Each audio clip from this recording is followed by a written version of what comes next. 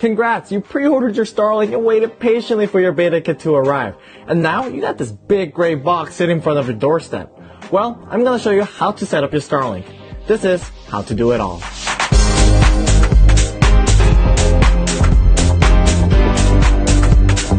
At first, you might be intimidated by the size and the weight of the box. But don't worry, I'll help guide you step by step and get you connected to the internet. If you haven't already, make sure to like and subscribe to our channel. And if you want more information on what Starlink is, make sure to check out my video on our sister channel, CNET. Or click here. Before you take anything out of the box, first you want to make a plan where you will be placing your antenna dish. Any obstructions such as trees, power lines, fences will have a negative impact on your internet connection. So make sure that your dish has a clear view of the sky. If you have rooftop access, that's an ideal place to be placing your dish. Even a wide open space backyard, that will also work.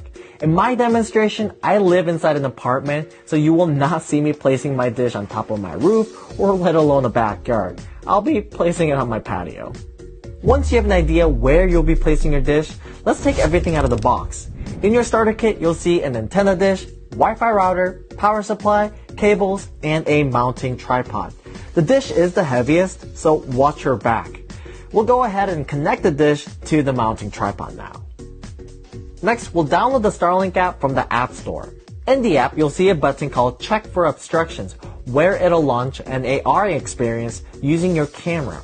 And basically, this is just another great way to double check that there are no obstructions in front of your antenna dish.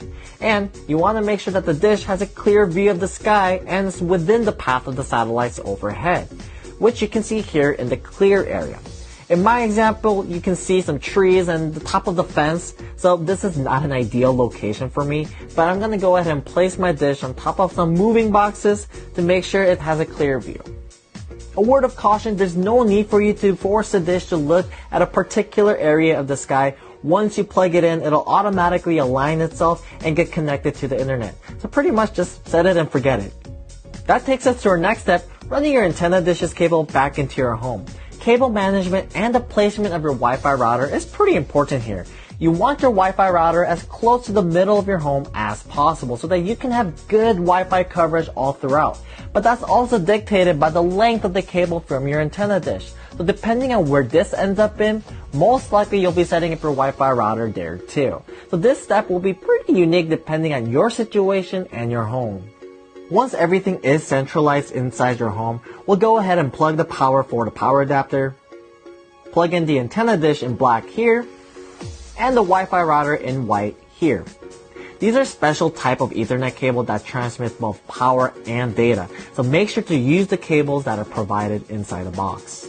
As the system powers up, it takes about 15 to 20 minutes for the antenna dish to search for satellites and get connected. And as we wait for that to happen, let's connect to the Wi-Fi using the same phone with the Starlink app installed. In your Wi-Fi setting, look for the Starlink Wi-Fi router.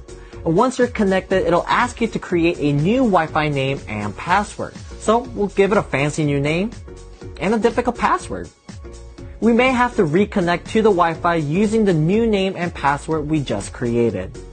Sweet, looks like we're connected. Let's open up the Starlink app to see the status of our connection. Here we'll see a live dashboard of our internet connection itself, the ping success, the live download and upload speeds, latency, and SNR, which is the strength of your connection with the satellites. It's a lot of information, but if you're into that stuff, it's available. Seems like we're connected and online. Let's do a quick speed test to bring up our morale from working so hard. You can expect to see download speeds of 50 to 150 megabits a second at a latency around 20 to 40 milliseconds, which is quite amazing for a satellite internet. And from time to time, you'll see your internet disconnect because of beta downtime. And you'll see this in your Starlink app under ping success. And Starlink does warn you'll see this type of behavior because the service is still in beta. But as SpaceX and Starlink launches more satellites, we'll not only see less beta downtimes, but faster speeds and lower latency. If you have any technical issues, make sure to use your Starlink app or log into your Starlink account to reach out to support and be patient with them.